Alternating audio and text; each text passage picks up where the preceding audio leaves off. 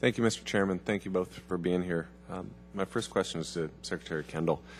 Before we get acquisition professionals to make smart decisions, we need to provide them with the means to execute acquisition programs. And under Better Buying Power 2.0 advocated for the achievement of affordable programs and the implementation of a system of investment planning. With that in mind, I'm interested in understanding your thoughts on how the department will plan to fully support the Ohio Replacement Program and the SEN budget as a whole. This committee offered the National Strategic Deterrence Fund as a solution. As I'm sure you know, the most recent 30-year shipbuilding plan says that the Navy cannot afford to do it all. In the spirit of acquisition reform, I was hoping you could speak a bit about how we can best protect the investment in our undersea nuclear deterrent and in other shipbuilding programs. We have a affordability issue as we enter the 2020s in general. The Ohio replacement's a big part of that. It's not the only piece of it. The strategic deterrent across the board, the bomber, ICBM, and the SSBN, are all need to be replaced in about the same time frame. That's not the only place in the budget where we have a problem like this. What we've been trying to do under Better Buying Power is discipline our programmers and service leadership, really, to look long-term at the life cycle of their products that they're trying to buy so that we avoid starting things that we can't afford in the future. We've had reasonable success with that, but that doesn't get us out of the problem of all those things that we need to buy out in the 2020-ish time frame. I don't know how we're going to solve that problem, but we're going to have to solve it somehow if we're going to have the force structure that we need. I also want to ask a bit about the subject that Mr. Smith mentioned, of commercial kind of off-the-shelf solutions. There was a featured story in Government Executive this week called Daring Deal, and the focus was on how the IC is leveraging a leading commercial cloud provider, in this case it was Amazon, to build a community cloud for the intelligence community based on the utility model.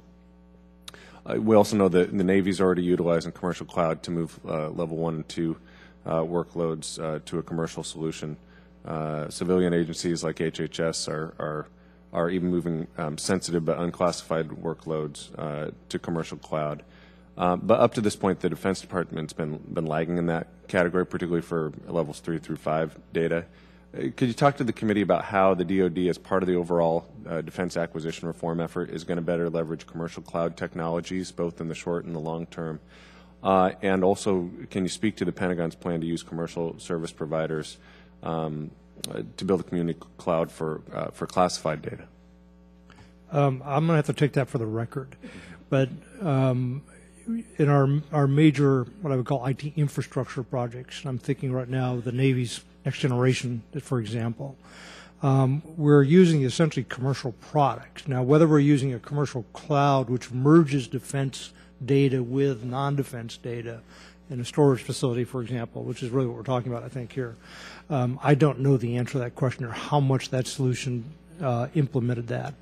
We do have, obviously, privacy issues. We have security issues that we have to ensure are enforced. So if a commercial cloud can meet those requirements, and there are economic advantages to it, I don't think I would have any objection to going that way.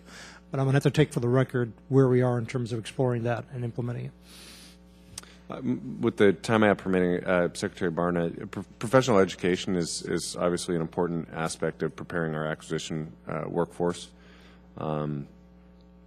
Both in terms of their ability to develop realistic requirements and and buy what we need. I think one of the values of the Better Buying Power initiative is that it asks acquisition professionals to think.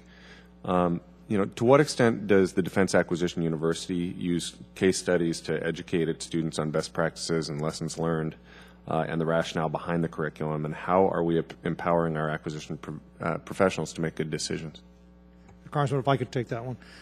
We do use case studies extensively at the Defense Acquisition University, and I encourage the new president to use them more. I think my business school training didn't go to Harvard, but I kind of followed the Harvard model. I think case studies are a great learning tool. They do help people with critical thinking. They teach principles at the same time, but they force people to confront problems and address them. And we have no shortage of case studies historically in the Defense Department that we can use to help our learning process. Thank you. Thank you. I yield back.